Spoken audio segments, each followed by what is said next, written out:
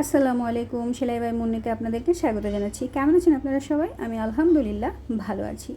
এই যে দেখছেন সুন্দর একটা স্কেল, এই স্কেলটা দিয়ে আপনি যে কোনো সাইজের বৃত্ত আঁকতে পারবেন। আচ্ছা, এখন বলছি কি কাজে ব্যবহার করছি। চুড়িতে সাধারণত দুইভাবে কাজ করা যায়। একভাবে কাজ করা যায় আগে চুড়িতে কাপড় পেঁচিয়ে তারপরে কাজ করা, আর আরেকভাবে কাজ করা যায় আগে কাপড়ে কাজ করে সেই কাজটা চুড়িতে সেট করা। আমি সাধারণত কাপড়ে কাজ করে চুড়িতে সেট করাটাই বেশি পছন্দ করি, কারণ এতে কাজের ফিনিশিং অনেক সুন্দর আসে। সেইভাবেই আমি চুড়ির মাপ অনুযায়ী কালো কাপড়টাকে কেটে ফ্রেমে সেট করে নিয়েছি, যাতে আঁকার সময় খুব সুন্দরভাবে আঁকতে পারি এবং সেলাইটাও খুব সুন্দর হয়। এই যে আমি মাপ অনুযায়ী দুই পাশে লম্বালম্বিভাবে দাগ দিয়ে নিয়েছি চুড়ির চওড়া অনুপাতে। এরপরে যে স্কেলটা দেখলেন, এই স্কেলের অনেকগুলো সাইজের বৃত্ত আছে। আমি 21 নম্বর সাইজ অনুযায়ী বৃত্তটা এঁকে নিয়েছি। একটা বৃত্ত থেকে অপর বৃত্তের মাঝখানের যে দূরত্ব, সেইখানে আমি প্রয়োজন অনুযায়ী ডাল, লতা, পাতা, কলি এগুলো এঁকে নিচ্ছি। কিভাবে এঁকেছি এটা মনে হয় আমার বলার থেকে যদি আপনারা মনোযোগ দিয়ে দেখেন তাহলেই সবচেয়ে বেশি বুঝতে পারবেন ভালো। একটু মনোযোগ দিয়ে দেখলেই আঁকা যায়।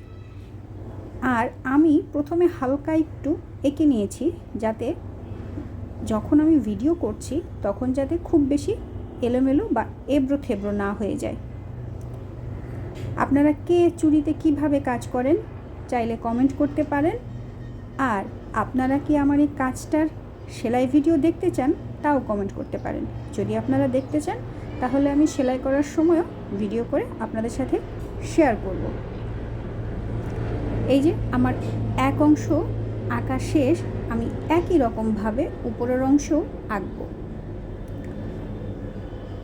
চুড়িতে আগে যদি সেলাই করে নিই তারপর ওই কাপড়টা চুড়িতে সেট করি, তখন সেলাইগুলো খুবই টান টান হয় এবং সেলাই করতে সুবিধা হয়।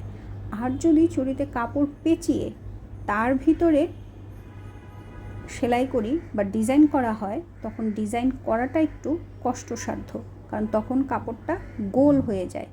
ডিজাইনটার মাঝখানের দূরত্ব প্রায় সময় একরকম থাকে না। এজন্যই আমি আগে কাপড়ে কাজ করে তারপরে চুড়িতে সেট করাটা বেশি প্রেফার করি, যদি তা অর্ডারের হয়। আর আপনারা কে কে জুয়েলারি নিয়ে কাজ করেন তাও কমেন্ট করে জানাতে ভুলবেন না।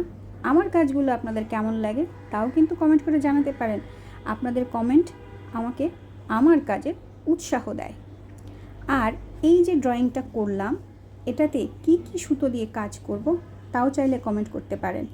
আমি তো এই কালো কাপড়ে কাজ করার জন্য এই যে বাসন্তী কালারের সুতো, তার সাথে গাঢ় লাল রং নিয়েছি। আর পাতার জন্য নিয়েছি একটা শেড সুতো, যেখানে গাঢ় সবুজ এবং টিয়া সবুজ এই দুটো কালারের মিক্সড রয়েছে। এখন আপনারা বলেন তো কোনটা দিয়ে কাজ করলে বেশি ভালো লাগবে? যেটাই আপনারা বলবেন বেশি ভালো লাগবে আমি সেটা দিয়ে কাজ করব ইনশাল্লাহ। কারণ সর্বোপরি আপনাদের ভালো লাগাই আমার কাম্য। এই হচ্ছে সুতার কম্বিনেশনগুলো। কোনটা বেশি ভালো লাগছে কমেন্ট করে জানাবেন। আমার চ্যানেলটি সাবস্ক্রাইব করবেন। এরকম সুন্দর সুন্দর ভিডিও সামনে পাবেন ইনশাল্লাহ। আল্লাহ হাফেজ।